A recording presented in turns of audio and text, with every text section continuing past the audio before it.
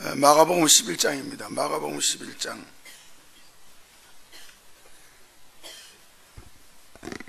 마가복음 11장 20절에서 24절입니다. 마가복음 11장 20절에서 24절. 마가복음 11장 20절에서 24절까지 우리 같이 한번 한 목소리로 한번 읽어봤으면 좋겠습니다. 시작. 저희가 아침에 지나갈 때에 무화과 나무가 뿌리로부터 마른 것을 보고 베드로가 생각이 나서 여짜오되 라삐어 보소서, 저주하신 무화과 나무가 말랐나이다. 예수께서 대답하여 가라사대 하나님을 믿으라. 내가 진실로 너에게 이르노니 누구든지 이 산도로 들려 바다에 던주라며 그 말하는 것이 이를 줄 믿고 마음에 의심치 아니하면 그대로 되리라. 아멘. 오늘 말씀을 보니까 예루살렘 입성하신 다음에 있었던 일이죠. 오늘 말씀에 보면 20절에 저희가 아침에 지나갈 때에 무화과 나무가 뿌리부터 마른 것을 보고 21절에 보니까 베드로가 생각이 났다. 마른 것을 보고 말라 죽은 것을 보고 생각이 났어요. 무슨 생각이 났습니까? 바로 어제 예수님이 무화과나무를 저주하신 말씀이 생각이 난 겁니다. 성경은 두 가지 내용으로 되어 있죠. 말씀과 사건으로 되어 있습니다. 성경은 말씀이 기록되어 있고 사건이 기록되어 있습니다. 이 말은 무슨 말입니까? 하나님이 말씀하시면 그 말씀은 반드시 어떤 사건으로 입증이 됩니다. 그러니까 창세기 1장에 보면 하나님이 빛이 있으라 하심에 가라사대 빛이 있으라 하심에 그대로 되니라. 하늘에 궁창이 있으라 하심에 그대로 되니라. 하심에 말씀하심에 그대로 되니라. 그대로 계속 그렇게 나옵니다. 말씀은 그대로 되는 줄로 믿습니다. 말씀은 그대로 됩니다. 그렇기 때문에 하나님의 말씀은 그대로 됩니다. 그러니까 성경은 반드시 말씀과 사건으로 기록되어 있는데 오늘도 마찬가지죠. 어제 무화과나무를 저주하신 말씀이 있었는데 그대로 말라 죽었습니다. 믿음은 뭡니까? 우리의 믿음은 결국에는 보고 믿느냐 보기 전에 믿느냐의 문제가 있습니다. 보고 믿느냐 보기 전에 믿느냐. 믿음의 시간차가 있는데 보기 전이냐 본 후냐. 엄밀히 말하면 믿음은 보기 전에 믿는 것이 믿음인 줄로 믿습니다. 본 후에 믿는 믿음은 그건 믿음이 아니죠. 그러니까 예수님이 도마에게 말씀하셨죠. 너는 본고로 믿느냐 보지 않고 믿는 자가 복되다고 말씀하셨는데 믿음의 시간차는 보기 전입니다. 우리 육신으로 보기 전입니다. 믿음의 정의를 그렇게 말씀하죠. 히브리서 11장 1절에 보니까 믿음은 보지 못하는 것의 증거고 바라는 것의 실상이라고 했습니다. 그러니까 믿음의 본질은 믿음의 정의는 보고 믿는 것이 아니라 보지 않고 믿는 것이고 아직 나타나지 않은 것으로 믿는 거라 이 말이죠. 그러니까 3절에 보면 무슨 말씀이 나오냐면 보이는 것들은 나타난 것으로 된 것이 아니란 말이죠. 말씀으로 됐는데 모든 것이 말씀으로 됐는데 그 말씀으로 된 모든 것들은 이미 있는 것으로 보여진 것이 아니고 보이지 않던 것에 의해서 보이는 것이 이루어졌단 말이죠. 하나님의 말씀은 보이지 않습니다. 하나님은 보이지 않습니다. 근데 보이지 않는 것으로 인해서 좀 눈에 보이는 거 나타났다 이 말이죠. 그러니까 오늘 여기서 베드로가 보고서 생각이 났다는 거죠. 근데 그 말씀 베드로가 생각이 나서 라삐어 보소서 저주하신 무화과나무가 말랐나이다. 그렇게 말하니까 예수님께서 대답이 뭐라고 말씀하시냐면 하나님을 믿어라. 하나님을 믿어라. 무슨 말입니까? 말씀하시는 하나님이 있고 그 말씀에 의해서 역사가 일어나는 사건이 있습니다. 근데 믿음의 본질은 뭡니까? 사건이 아니고 말씀입니다. 사건이 아니고 하나님입니다. 그러니까 우리가 믿을 때 눈에 보이는 사건을 보고 하나님에 의해서 역사하신 그 어떤 사건을 보고 믿는 것이 믿음의 본질이 아니고 하나님 자체를 믿는 것이 믿음의 본질이라는 얘기거든요. 근데 우리가 착각할 때가 있어요. 보고 어떤 현상이 일어나고 자기가 그 기도했던 것이 바라던 것이 눈에 나타나면 할렐루야 믿습니다. 보고 나서 믿습니다 그러는데 사실은 그 믿습니다는 이 나타나기 전에 말씀을 들었을 때 하나님의 약속을 붙잡고 믿습니다 해야 되거든요. 그러니까 지금 예수님과 함께 가고 있는 겁니다. 예수님과 함께 가고 있지만은 베드로가 예수님과 함께 있음에도 불구하고 그 말씀을 믿지 아니하고 나타난 사건을 가지고 이제 믿게 된다 이 말이죠. 여호수아 1장에도 그런 말이 나옵니다. 여호수아 1장에서도 보면 하나님이 여호수아에게 말씀하시기를 내가 너와 함께한다. 너를 등이 평생 등이 당할 자가 없다. 너를 떠나지 않고 내가 너를 보내지 않는다. 그러면서 6절에 뭐라고 말씀하시냐면 너는 마음을 강하게 하라, 담대하라 이렇게 하라. 그러면 너는 마음을 강하게 하라, 담대하여 이 백성으로 하여금 그 맹세하신 그 땅을 얻게 하리라. 너로 인하여 얻게 하리라. 그러니까 여기서 하나님이 내가 너와 함께한다. 함께하는 것은 내가 함께하는 건데 너는 내게 보여줄 것이 있다. 너는 강하고 담대함, 믿음을 갖고 있어라 이런 말이거든요. 우리가 다 함께 주님과 함께 갑니다. 하나님과 함께 하나님과 함께 움직입니다. 하나님과 함께 동행합니다. 하나님과 함께 움직이지만은 중요한 것은 하나님이 나와 어디로 가든지 나와 함께 하시지만 중요한 것은 내가 믿음이 있어야 된다 그런 얘기입니다. 하나님이 나와 함께 하는 거와 내가 믿음을 가지고 있는 거와는 다른 문제입니다. 하나님이 함께하고 계셔도 내가 믿음을 보여주지 않으면 하나님이 함께 하시는 의미가 없습니다. 하나님이 함께 하시지만 내가 믿음을 갖고 있을 때 그분이 역사하시는 거지 믿음이 없으면 그분이 역사하지 않죠. 하나님이 내가 너와 함께한다. 그런데 너는 내가 함께하니까 너는 나에게 보여줄 것이다. 너는 강하고 담대하라.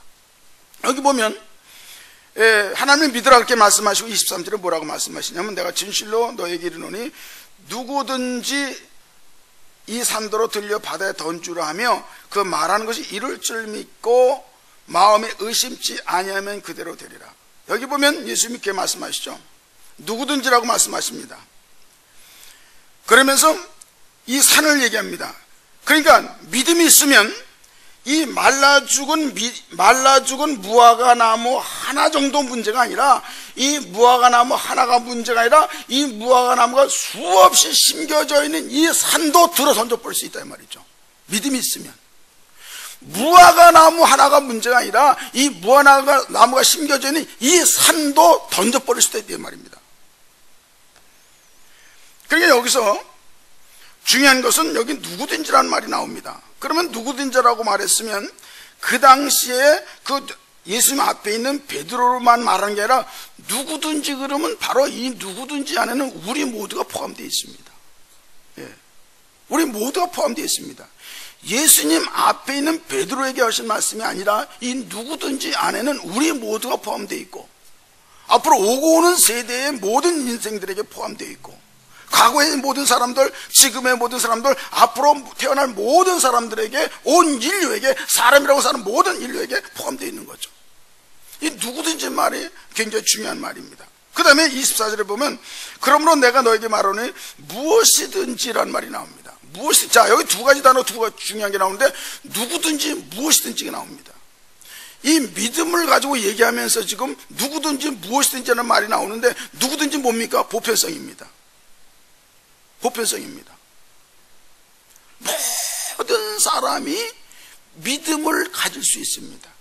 유식하든 무식하든 부자든 가난하든 IQ가 좋든 나쁘든 차별 없이 누구든지 다 믿음을 가질 수 있습니다. 믿음의 보편성입니다. 누구든지 동시에 필수성입니다.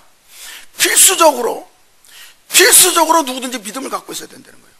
유식하든 무식하든 능력이 있든 없든 돈이 있든 없든 그건 상관이 없고 전혀 상관이 없고 누구든지 믿음을 가질 수 있는 것과 동시에 반드시 믿음을 요구하시는 겁니다. 믿음의 필수성입니다. 이 무엇이든지 똑같습니다. 무엇이든지 마찬가지입니다. 어떤 문제든지 누구든지는 어떤 사람이든지 이 무엇이든지는 어떤 문제든지 믿음이 반드시 믿음의 보편성과 필수성이 적용되는데 어떤 문제든지 반드시 믿음에 의해서 해결된다는 거거든요. 어떤 문제든지 믿음에 의해서 해결된다. 아무리 작은 문제든지 아무리 큰 문제든지 믿음에 의해서 해결된다는 얘기입니다. 누구든지 무엇이든지 그러면서 우리가 중요한 것은 믿음의 사이즈가 있어요. 아까 무화과 나무 하나 가지고도 대단하다고 생각했는데 예수님이 무화과 나무 정도 하나가 아니라 이 산을 들어 던져버릴 수 있어 그런 얘기입니다. 이 말은 무슨 말이니까 믿음은 무한한 능력입니다. 무한성을 갖고 전능성을 갖고 있습니다. 왜? 믿음의 본질은 뭡니까? 고린도전서 2장 4절에 보니까 믿음의 본질은 너희 믿음이 사람의 지혜에 있지 아니하고 하나님의 능력에 있게 하려 함이라. 그런 말씀이 나옵니다. 그럼 믿음의 본질은 뭐냐? 사람의 지식, 사람의 지혜가 아니죠. 믿음의 본질은 하나님의 말씀, 하나님의 능력입니다. 그러니까 하나님의 능력은 어떤 문제든지 제한받지 않습니다. 어떤 문제든지. 제가 이제 93년도에 우리 사스만교회 부임을 했잖아요. 부임을 했는데 이제 사스만교회 올 때 하나님께 이제 기도해 봤어요. 하나님, 왜 내가 거기 가야 됩니까? 왜 내가 거기 가야 됩니까? 그때 하나님이 에스겔 22장 30절 말씀, 에스겔 22장 30절 말씀 주세요. 성을 쌓으며 성 무너진 데를 찾다가 얻지 못한 거로, 이제 그런 말씀 나옵니다. 성을 쌓으며 성 무너진 데를 막아설 자를 내가 찾지 못한 거로, 그 말씀 주고 응답을 주셨어요. 그래서 알았습니다. 그 말씀 받고 왔는데, 와가지고는 제가 또 기도했어요. 하나님, 이 사스만 교회가 왜 있어야 됩니까? 워싱턴에 400개 교회가 있는데 400개 교회에서 한 교회가 없는다, 한 교회가 없다고 해서 세계 복음화가 안 되는 거 아니지 않느냐? 왜 이 사스만 교회가 왜 있어야 됩니까? 내가 하나님께 여쭤봤더니 하나님이 두 가지를 응답을 해주셨어요. 하나는 너희 교회를 통해서 보통 이제 우리가 작은 교회들이 이제 그냥 이렇게 꼭 잘못된 생각은 아니지만, 우리는 작아서 조건이 열악하잖아요. 뭐 내 교회도 없고, 네 교회 빌려서 뭐 2시 예배 드리고, 또 뭐 교회 위치가 아주 이상해가지고 꼬불꼬불 들어가가지고 약도를 가르쳐주도 못 와요. 데리고 와야지 약도 가르쳐주도 못 찾아옵니다. 그렇게 아주 위치도 나쁜 데 있고, 또 뭐 남의 2시 예배 드리고, 인원도 얼마 안 되고, 너무너무 열악한 가운데 있으니까 우리에게 너무 조건이 안 좋아서 부흥이 안 된다, 뭐 이런 생각을 작은 교회들은 다 할 수 있거든요. 대부분의 작은 교회들이 이제 그런 그 생각에 잡혀 있습니다. 좀 그런 좌절을 가지고 있는데, 내가 너희 교회와 함께 해서, 그때 하나님이 그렇게 저에게 반문하시는 것 같은 느낌 받았어요. 야, 그러면 큰 교회는 처음부터 큰 교회냐? 하나님 저에게, 야, 큰 교회는 처음부터 큰 교회였었냐? 그러니까 제가 할 말이 없더라고요. 다 작은 교회로부터 시작한 거지.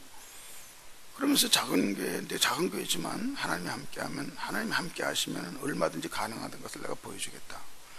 그거 하나 응답해 주시고, 두 번째는 이제 너희 교회는 다음 세대를 준비시키는 교회다. 다음 넥스트 제너레이션 지도자를, 리더를 키워내라. 그런 두 가지 응답을 받고서 이제 쭉 이렇게 이제 같이 이제 사역을 해 나가는데, 근데 이제 1년이 지나고 2년이 지나고 3년이 지나고 4년이 지나가는 거예요. 지나가는데 사람들이 변해야죠. 사람이 빨리빨리 변하고 믿음이 빨리빨리 성장해야 무슨 역사가 이제 일어날 건데, 이 성도들의 믿음이 전혀 변하지 않는 거예요. 막 제자리예요. 그러니까 베드로도 말씀이 강하게 영향력을 준 게 아니라 눈에 보이는 게 강한 영향을 주잖아요. 말씀보다는 눈에 보이는 게 우리 마음에 굉장히 강한 영향을 줍니다. 근데 그 반대 경우도 그래요. 긍정적인 측면에서도 그렇지만 부정적인 측면에서도 마찬가지입니다. 성도들이 말도 잘 안 듣고 믿음도 안 변하고 그런 거 보면 정말 낙심됩니다. 그러니까 전능하신 하나님이 함께하지만은 함께하는 그 임팩트보다 지금 변하지도 않고 참 이 얼굴에다가는 불가능 뭐 이렇게 써붙이고 있는, 불가능, 평생 가난 이렇게 써붙이고 있는 모습을 보면 이게 도대체 이게 기가 막힌 거야. 이거 어떡하냐, 이거 어떻게 하면 좋으냐. 아마 그때 느낌으로는 아마 평생 가도 안 바뀔 것 같다. 저 사람은 평생 가도 안 바뀔 것 같다. 뭐 이런 생각을 자꾸, 이런 생각이 나를 괴롭히니까 너무너무 힘이 빠지는 거예요. 너무 날마다 이제 힘 빠지는 거고 씨름을 하는 건데, 이제 어느 그 97년도 같아요. 부흥회를 했어요. 부흥회를 하다가 제가 은혜 받았어요. 성도가 은혜 받는 건 두 번째 문제고, 이 부흥회라면요, 이 담임 목사님부터 은혜 받아야 되겠더라고요. 예, 성도 은혜 받는 건 두 번째 문제고, 이 목사님부터 은혜를 받아요. 그러면서 여러분, 여호수아, 하나님이 여호수아에게 말씀할 때, 야, 네 백성들의 믿음을 보고, 또 너 말고 나머지 11지파 지도자의 믿음을 보고 내가 이 땅을 얻게 하리라 말하지 않고, 너를 마음 강하고 담대하라. 너로 인하여 이 백성으로 하여금 내가 약속했던 그 땅을 얻게 하리라. 그 백성들의 믿음을 보고 그 땅을 얻게 하리라가 아니라, 여호수아, 너희의 믿음 보고 내가 이 백성들에게 그 땅을 얻게 해주겠다. 너희의 믿음 보고, 너희의 믿음 보고. 우리로 말하면 목사의 믿음 보고, 목사의 믿음 보고, 목사의 믿음 보고. 그때 제가 딱 그 딜레마가 해결된 거예요. 아, 그렇구나. 이게 성도들의 믿음 보고 역사하는 게 목사 믿음 보고 역사하시는 거구나. 근데 여기서 이제 그 여호수아에게 여러 가지 복잡하게 말씀 안 하시고 딱 한마디만 하시잖아요. 강하고 담대하라. 여러분, 담대한 게 뭐예요? 담대한 상태를 뭘로, 담대하냐, 담대하지 않느냐를 뭘로, 무슨 기준으로 여러분 평가합니까? 담대하냐, 담대하지 않느냐를 뭘로 평가하냐 말이에요. 무슨 기준으로 내 믿음 담대하다, 못하다? 문제와 딱 비교해보면, 내가 여기 여호수아에게도 말씀하죠. 두려워하고 벌벌 떨면 내 믿음은 문제보다 작은 겁니다. 그런데 강하고 담대함이 있으면 일단 내 믿음의 사이즈가 문제보다 큰 겁니다. 그러니까 하나님이 요구하는 믿음의 시제는 현재여야 되고, 항상 현재여야 되고, 그 다음에 하나님이 요구하는 믿음의 사이즈가 있는데, 그 믿음의 사이즈는 언제든지 문제보다 커야 됩니다. 네, 문제보다 커야 됩니다. 그래서 그때부터 씨름을 하기 시작했습니다. 현실에 있는 문제가 있습니다. 우리 교회 문제 있습니다. 이 문제와 내가 씨름하면서 내 믿음이 이 문제보다 커야 되는 겁니다. 그래서 계속 씨름하면서 결국에는 3년 철회하면서 뭐하고 씨름했냐면, 그거하고 시험합니다. 내 믿음이 내가 현재 부딪히고는 이 문제보다 커야 된다. 그래서 내 믿음의 사이즈를 키우는데 집중하고, 내 믿음의 사이즈를 문제보다 큰 사이즈를 유지하는데 집중을 했습니다. 그러면서 하나님은 역사하기 시작을 하는 거예요. 그러면서 하나님이 주신 그 비전을, 하나님이 한 단계 내 믿음의 사이즈가 요만큼 크면 이만큼, 또 커지면 또 이만큼, 그만큼. 계속 하나님 역사하시는 거죠. 지금도 마찬가지죠. 지금도 숙제는, 지금도 빨리빨리 제 믿음 더 키워가지고, 제 믿음 더 키워서 하나님 앞으로 더 크게 역사하실 건데,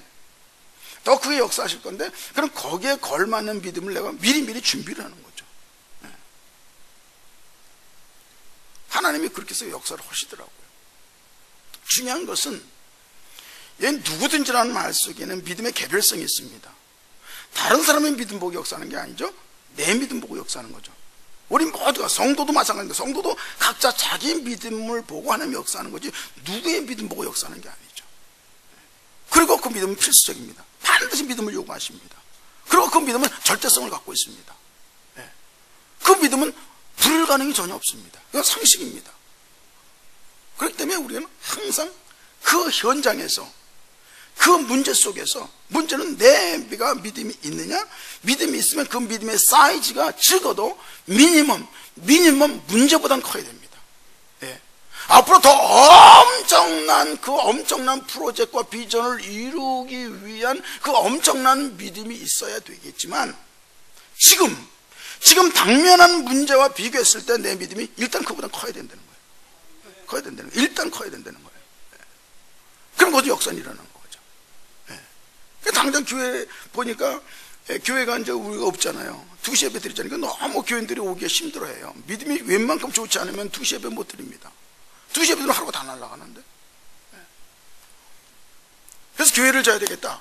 이렇게 하고서 성전 건축을 발표하고서 성전 건축합니다. 그러나 여러분에게 내가 성전 헌금 얘기는 안 하겠습니다. 여러분 형편이 뻔한데 헌금 얘기는 안 하겠습니다. 이렇게 하면서 계속 하나님께서 역사하실 우리 마음에 기도합시다. 우리의 믿음이, 그 믿음의 성전이 마음에 완성될 때까지 우리 기도합시다. 계속 기도 부탁을 했죠. 그래서 함께 그렇게 기도를 쭉 하니까 하나님의 시간이 되니까 역사를 하시더라고요. 하나님께서 처음부터 큰 교회는 없습니다. 다 작은 교회로 시작합니다. 다 목사님 사모님 두 부부가 시작하고 가족으로 시작하고 다 그렇게 시작합니다. 처음부터 큰 교회는 절대 없습니다. 두세 사람만 모인 곳에도 내가 함께 하겠다 분명히 주님 말씀하셨습니다. 거기에 우리의 믿음이 하나님이 요구하시는 믿음으로 우리가 가지고 갈 때에 반드시 역사하시고 하나님의 큰 영광을 우리에게 함께 누릴 수 있는 귀한 축복의 기회가 될 줄로 믿습니다. 기도하겠습니다.